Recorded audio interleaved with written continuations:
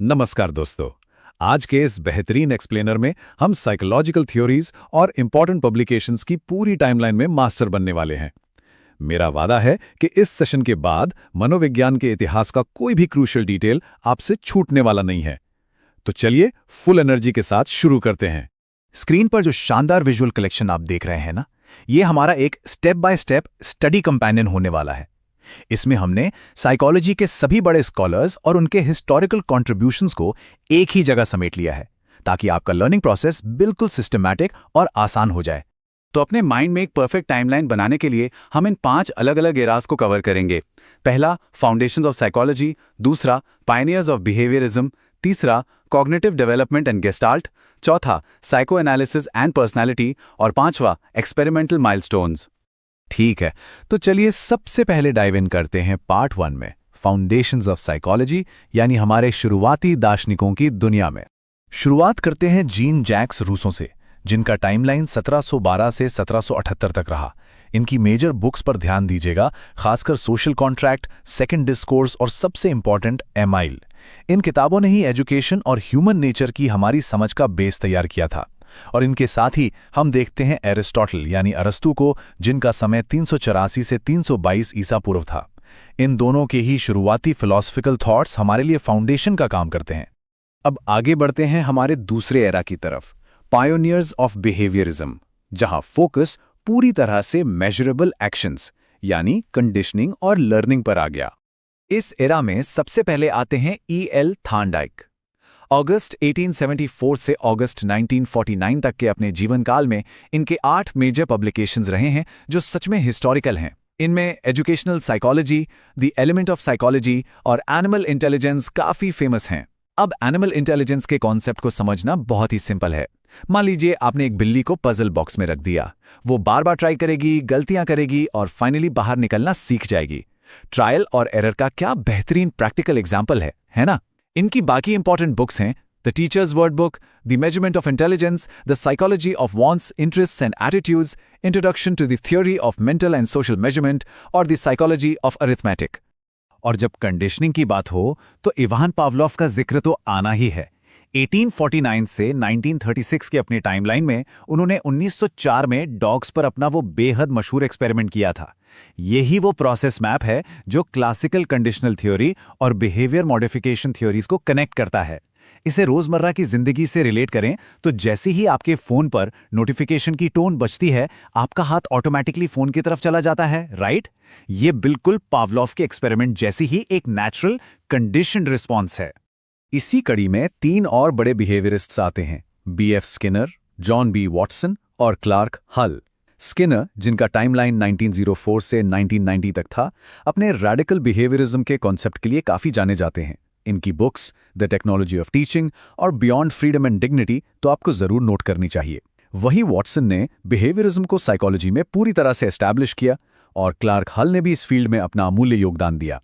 चलिए अब शिफ्ट होते हैं हमारे तीसरे हिस्टोरिकल सेक्शन पर, कॉग्निटिव डेवलपमेंट एंड गेस्टाल्ट, जहां हम समझेंगे कि हमारा माइंड इस दुनिया को कैसे ऑर्गेनाइज और प्रोसेस करता है।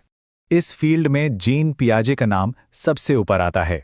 1896 से 1980 के जीवन काल में इन्होंने कॉग्निटिव डेवलपमेंट की 4 मेन स्टेजेस दी, जो जन्म से लेकर 19 साल तक चलती हैं। पहली है सेंसरी मोटर स्टेज, यानी 0 से 2 साल। दूसरी प्री ऑपरेशनल, 2 से 7 साल। तीसरी कॉन्क्रीट ऑपरेशनल, 7 से 12 साल। और चौथी फॉर्मल ऑपरेशनल, जो 12 से 19 साल तक होती है। अब ये सेंसरी मोटर स्टेज क्या है? इमेजिन कीजिए एक छोटा सा बच्चा है जिसका खिलौना आपने ब्लैंकेट के नीचे छिपा दिया। जब वो बच्चा ये समझ जाता है कि खिलौना गायब नहीं हुआ बल्कि वहीं मौजूद है, तो उसे ऑब्जेक्ट परमानेंस कहते हैं। ये एक बहुत बड़ा लर्निंग माइलस्टोन होता है। पियाजे के ये 6 फंडामेंटल वर्क्स कॉग्निटिव साइकोलॉजी के पिलर्स माने जाते हैं। चलिए इन्हें डिकोड करते हैं और इनके नाम बिल्कुल ऐसे ही याद रखने हैं। Equilibration of cognitive structures, the central problem of intellectual development, the child's conception of the world, judgment and reasoning in the child, the language and thought of the child's conception of physical causality, और last में moral judgment of the child। अब जरा Wolfgang Kohler पर नजर डालते हैं। 1887 से 1967 के बीच इन्होंने हमें फेमस गेस्टाल्ट थियरी दी। इसके अलावा इन्हें कई बड़े साइंटिफिक अवार्ड्स भी मिले, जैसे 1958 का डिस्टिंग्विश्ड साइंटिफिक कंट्रीब्यूशन अवार्ड और 1974 का national institute of mental health award. इनकी पब्लिकेशंस की लिस्ट भी काफ़ी इंप्रेसिव है, जिसमें शामिल हैं the mentality of apps, the place of value in a world of facts, gestalt psychology और डायनामिक्स ऑफ साइकोलॉजी।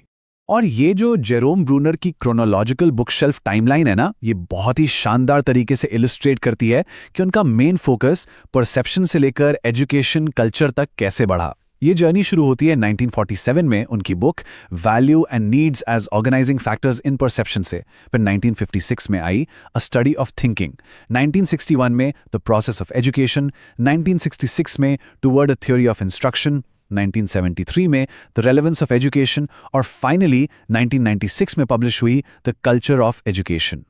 इसके साथ ही हम पहुंचते हैं अपने चौथे एरा में, साइको एनालिसिस एंड पर्सनालिटी, जहां हम इंसान की पर्सनालिटी के सबसे गहरे और छिपे हुए लेयर्स को एक्सप्लोर करेंगे। अब सिगमंड फ्रॉइड, जिनका टाइमलाइन 1856 से 1939 का है, उनके इस आइसबर्ग मॉडल को डिकोड करते हैं। ये मॉडल बहुत ही विजुअल तरीके से सरफेस एलिमेंट्स और डीप एलिमेंट्स के बीच का डिफरेंस बताता है। पानी की सतह के ऊपर जो दिखता है वो बस एक छोटा सा हिस्सा है।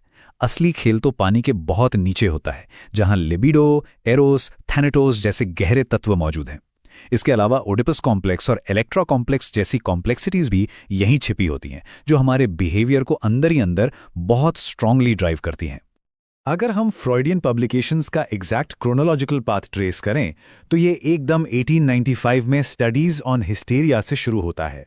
इसके बाद 1899 में द इंटरप्रिटेशन ऑफ ड्रीम्स, 1901 में the psychopathology of everyday life, 1905 में दो मेन वर्क्स आए, jokes and the relation to the unconscious और थियरी ऑफ सेक्सुअलिटी।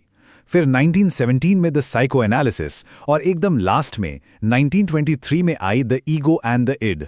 फ्रॉइड के बाद गॉर्डन ऑलपोर्ट के पर्सनालिटी वर्क्स को भी जानना उतना ही क्रूशियल है। 1897 से 1967 तक जीवित रहे ऑलपोर्ट को 1964 में डिस्टिंग्विश्ड साइंटिफिक अवार्ड से सम्मानित किया गया था। पर्सनालिटी और प्रेजुडिस पर इनके 4 मेजर टेक्स्ट्स हैं। 1921 में personality traits, their classification and measurement, 1950 में the individual and his religion, 1954 में प्रेजुडिस पर उनकी बहुत ही famous book the nature of prejudice और 1963 में basic considerations for psychology and personality. अब हम अपने आखिरी और बहुत ही इंपॉर्टेंट सेक्शन पर आते हैं, एक्सपेरिमेंटल माइलस्टोन्स, यानी मन को मापना और साइकोलॉजिकल लैबोरेटरीज का एस्टैब्लिशमेंट। यहाँ कुछ बहुत बड़े बेंचमार्क्स हैं, जैसे रॉबर्ट गैने और विल्हेम वुंड का ऐतिहासिक 1879 का माइलस्टोन, जब उन्होंने अपनी लैब बनाई और साइकोलॉजी को एक एक्सपेरिमेंटल साइंस बना दिया। इसमें फ्रोबल का कंट्रीब्यूशन भी है। लेकिन सबसे इंटरेस्टिंग चीज जो हम यहां देखेंगे वो है आईक्यू फॉर्मूला। इसे थोड़ा मैथ्स के नजरिए से समझते हैं। MA यानी मेंटल एज, उसे डिवाइड करना है CA यानी क्रोनोलॉजिकल एज से और फिर 100 से मल्टीप्लाई करना है। सिंपल है ना। मान लीजिए किसी बच्चे की मेंटल एज 12 है और उसकी असल उम्र यानी क्रोनोलॉजिकल एज 10 है, तो 12 को 10 से डिवाइड कीजिए और 100 से मल्टीप्लाई कर दीजिए। आपका आंसर आएगा 120। बुद्धिमत्ता को मापने का ये एक बहुत ही सॉलिड और हिस्टोरिकल बेंचमार्क है।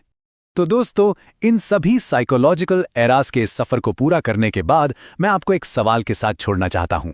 आपको क्या लगता है, इनमें से कौन सा साइकोलॉजिकल युग सीखने के भविष्य की असली चाबी रखता है? इस पर जरूर विचार करें। अगर व्यूअर्स को ये एक्सप्लेनर इन्फॉर्मेटिव और हेल्पफुल लगा हो तो कृपया कॉग्निटिव CDP चैनल को लाइक करें, इसे दोस्तों के साथ शेयर करें और ऐसे ही और इन्फॉर्मेटिव एक्सप्लेनर्स के लिए सब्सक्राइब जरूर करें।